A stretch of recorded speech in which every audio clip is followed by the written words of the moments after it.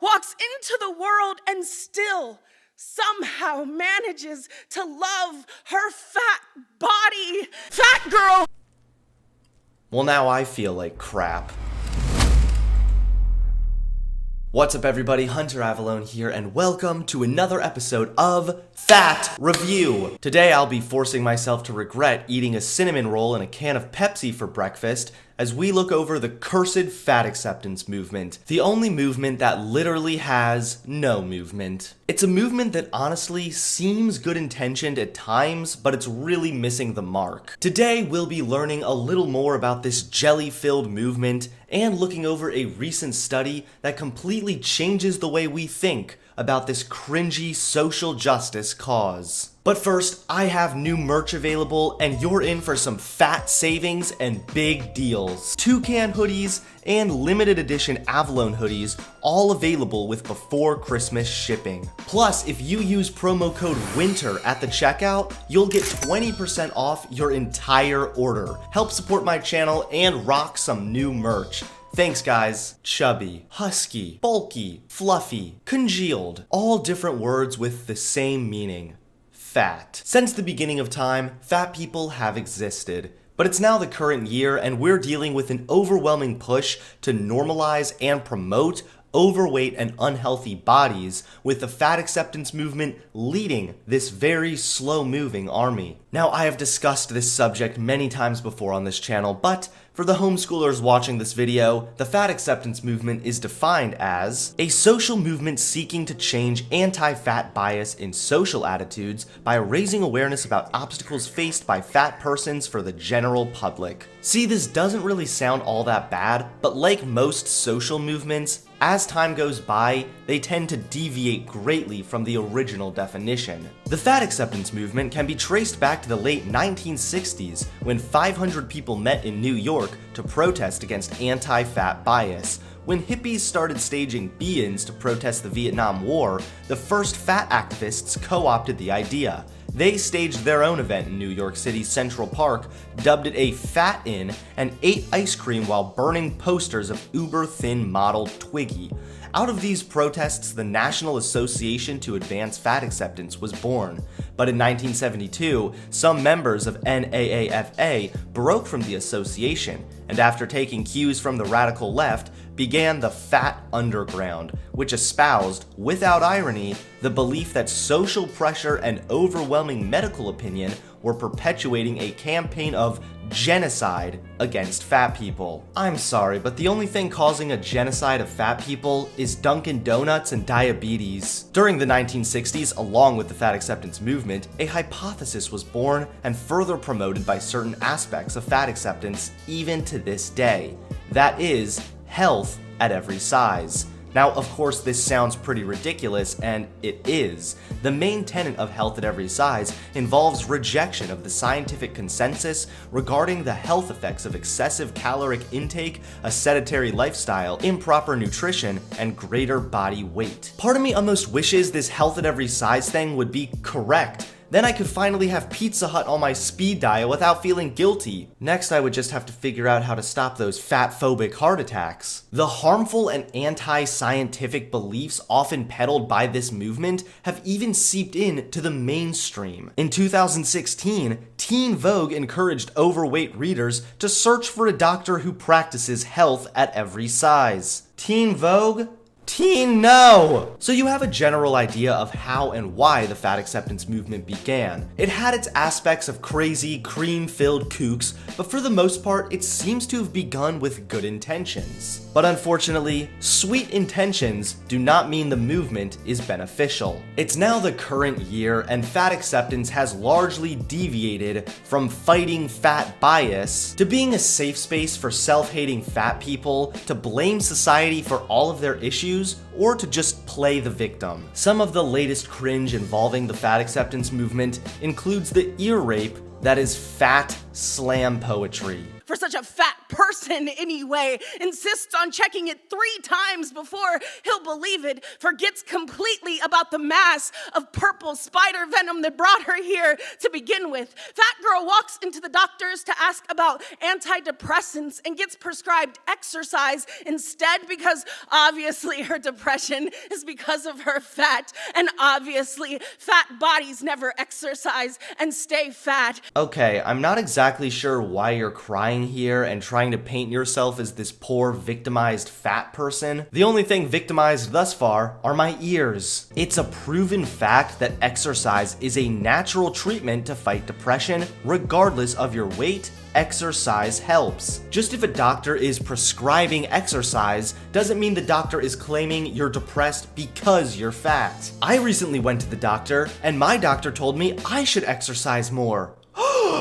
Fat boy walks into the doctor and is immediately told to exercise. The doctor thinks that I am Jabba the Hutt. You're the one taking his prescription as fat shaming when in all likelihood he would have prescribed exercise regardless of your weight. Fat girl walks into the world and says, "World, it hurts to exist like this." And the world says, "So stop existing like that." This is basically just getting angry at society for telling you to take personal responsibility. If you're claiming it hurts to exist in your current condition, then maybe you should exercise and work to be healthier instead of disgracing us with this poem. However, on the flip side, I understand that it's not always quite as simple as just lose weight, and society definitely puts too much emphasis on weight rather than health. They're often correlated, but there are certainly healthy and unhealthy people at all sizes. There are plenty of health conditions that may prevent you from losing weight,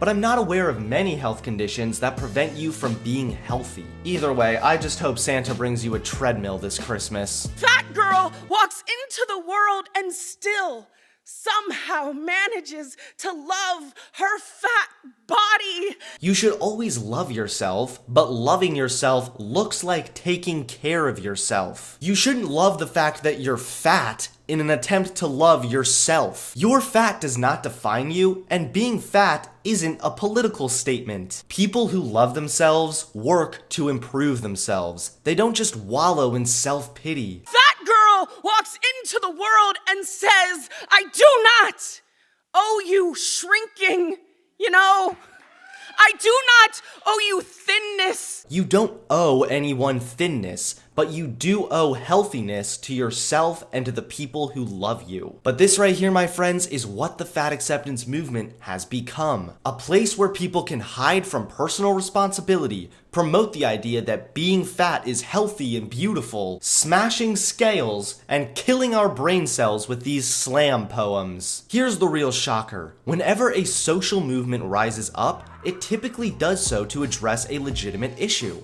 In most cases, as in this one, it addresses the issue badly, but the issue still exists, and is why so many insecure people find this community appealing. Fat acceptance has a decent message, they just convey it all wrong. It's true, sometimes fat people aren't taken as seriously by their doctor. It's true, fad diets don't statistically work for people long term, and health is more important than weight. Even more so, similarly to how our society expects men to behave a certain way, like never showing emotion, our society expects women to look a certain way. Even if it's not blatant, society creates these expectations whether they realize it or not.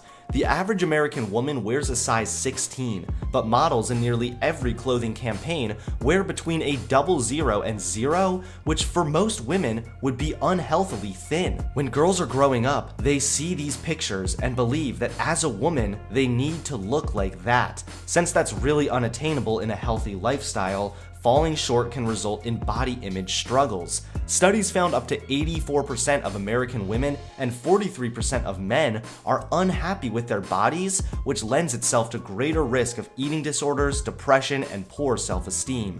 Although the fat acceptance movement appeals much more to women, it can apply to both men and women. A lot of people are unhappy and insecure about their body, and some people may even be discriminated against because of it. A 2008 Yale University study suggests weight discrimination is now as prevalent as race or gender discrimination. This obviously isn't good, but rather than address the discrimination and the necessary steps to achieve a healthier lifestyle, fat acceptance stops short. Instead, it only encourages people to love their body and embrace their unhealthy lifestyle. All people, regardless of weight, deserve rights and basic human decency, but people who are overweight need to be told the truth. Society promotes an unhealthy impression of what it means to be beautiful, but you should work to improve yourself and live a healthier lifestyle rather than just embracing your fat body. In fact, embracing your fat body is leading to even more health issues. For years, critics of this movement, myself included, have noted how the fat acceptance movement oftentimes encourages unhealthy behavior. Well, a recent study has come to my attention, and it appears to prove just that. Wider plus-size acceptance might prevent overweight adults from recognizing the extent of their weight gain and promote unhealthy habits, says a study published Friday in the journal Obesity. Researchers surveyed more than 23,000 British overweight or obese adults and gauged their perception of their weight against how much they actually weigh. Men were more likely to underestimate their weight, almost 60%, compared to 30% of women.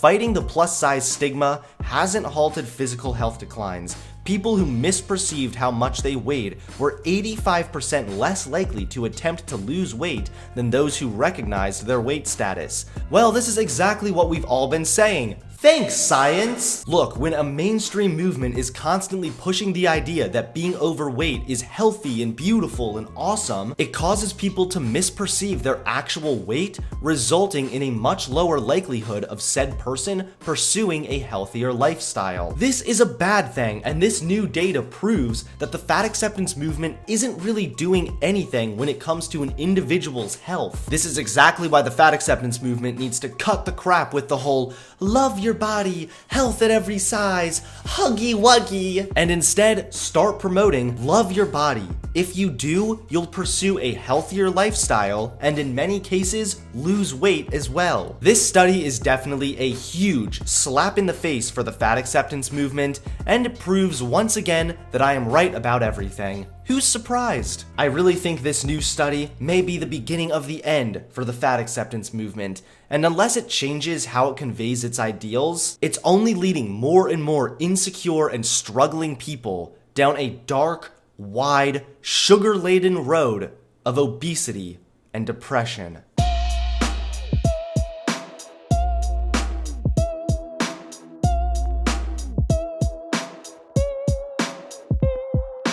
Thanks everyone for watching. I really hope you enjoyed this video. Please give this video a like, comment below, and subscribe to the channel. And don't forget to check out grabmymerch.com and use promo code WINTER to get 20% off the entire store. Thanks everyone.